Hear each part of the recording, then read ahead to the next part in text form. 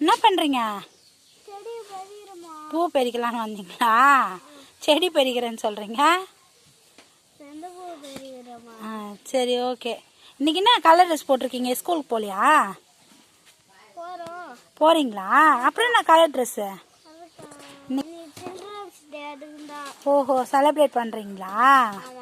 சரி சரி. அம்மா பாருங்க. ஆ சாப்பிட்டீங்களா?